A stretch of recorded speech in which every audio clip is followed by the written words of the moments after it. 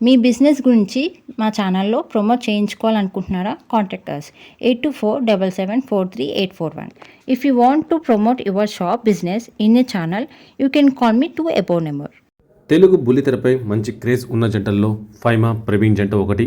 వీరిద్దరూ తమ కామెడీతో కడుపుబ్బా నవ్వించగలరు. Big boss beauty అయిన జబర్దస్త్ ఫైమా గురించి ప్రత్యేకంగా చెప్పనక్కర్లేదు. రెండు తెలుగు రాష్ట్రాల ప్రజలకు ఎంతగానో దగ్గరైన ఈ ముద్దుగుమ్మ ప్రవీణ్కు జోడీగా కనిపిస్తూ అద్భుతమైన స్కిట్లు చేసి అందరినీ అలరించేది. అందువల్ల వీరిద్దరి మధ్య ప్రేమ ఉందని అంతా అనుకున్నారు. కానీ ఫైమా బిగ్ బాస్ షోకి వెళ్ళి వచ్చిన తర్వాత ప్రవీణ్తో వీడియోలు చేయకపోవడంతో పాటు కనిపించకుండా ఉండడంతో వీరిద్దరూ విడిపోయారని అంతా అనుకున్నారు. ఇదే విషయాన్ని చాలామంది ఇంటర్వ్యూలు చేస్తూ అడగ్గా సరైన సమాధానం మాత్రం చెప్పలేదు. అయితే ఓ ఇంటర్వ్యూలో ప్రవీణ్ తాను ఎందుకు దూరమైందో వివరించింది. అలాగే తమ పెళ్లి ఆ దేవుడి చేతుల్లోనే ఉందంటూ చెప్పుకొచ్చింది. కేవలం పటాస్ జబర్దస్త్లలో మాత్రమే కాకుండా ఫైమా ఓ యూట్యూబ్ ఛానల్ కూడా ప్రవీణ్తో లవ్ ట్రాక్ నడిపింది. అదే కాకుండా వేరే టీవీ వాళ్ళు ఓ ఇంటర్వ్యూలో కూడా వీరిద్దరి ప్రేమ గురించి వివరించారు. ఇలా వీరిద్దరూ నిజమైన ప్రేమికులే అని అంతా తెలుసుకున్నారు. ఇక ఫైమా తన యూట్యూబ్ ఛానల్ ద్వారా కూడా ప్రవీణ్తో తన జర్నీ గురించి వివరించింది. ఈ ముద్దుగుమ్మ బిగ్ బాస్ 6కి కూడా ఎంపికై అక్కడకు వెళ్ళింది.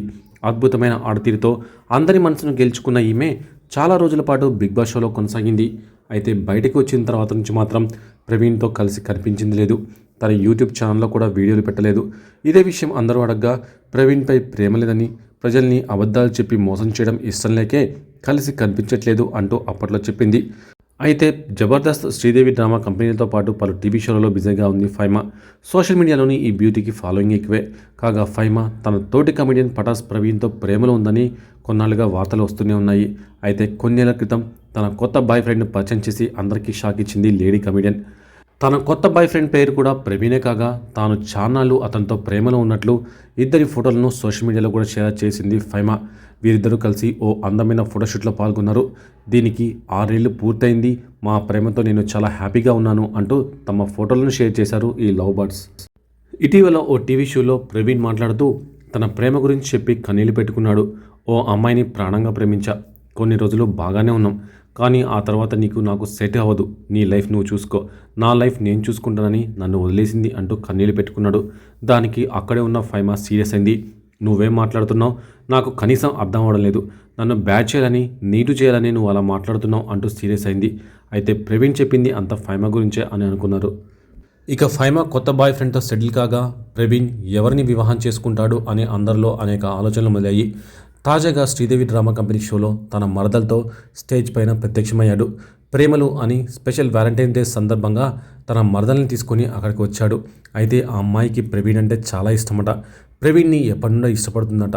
ఆ విషయం ప్రవీణ్కి చాలా లేటుగా తెలిసింది. ఇంద్రజ ప్రోత్సాహంతో శ్రీదేవి డ్రామా కంపెనీ స్టేజ్పై ప్రవీణ్, తన మరదలు ఇద్దరు ప్రత్యక్షమయ్యారు. చూడ్డానికి చాలా అందంగా, క్యూట్గా ఉంది. ఫైమా కన్నా మరింత అందంగా ఉందని కొందరు నెటిజన్స్ కామెంట్ చేస్తున్నారు. అయితే షోలో అందరి ముందు ఇంద్రజ వారిద్దరూ సుఖ సంతోషాలతో, ఆయురారోగ్యాలతో సంతోషంగా ఉండాలని, తన సపోర్ట్ ఎప్పుడు కూడా ఈ జంటకు ఉంటుందని ఇంద్రజ పేర్కొన్నారు. మరికొద్ది రోజుల్లో ఈ జంట పెళ్లిపీటలు కూడా ఎక్కబోతున్నట్టు తెలుస్తోంది. ఇక ప్రవీణ్ చేసుకోబోయే తన మరదలు మంచి డ్యాన్సర్ ఆట కూడా. ప్రస్తుతం ప్రవీణ్తో కలిసి పలు రీల్స్ కూడా చేస్తుందని ప్రవీణ్ ఈ సందర్భంగా చెప్పుకొచ్చాడు. చూస్తుంటే ఇంద్రజ ప్రవీణ్కి మంచి సపోర్ట్ ఇస్తుంది.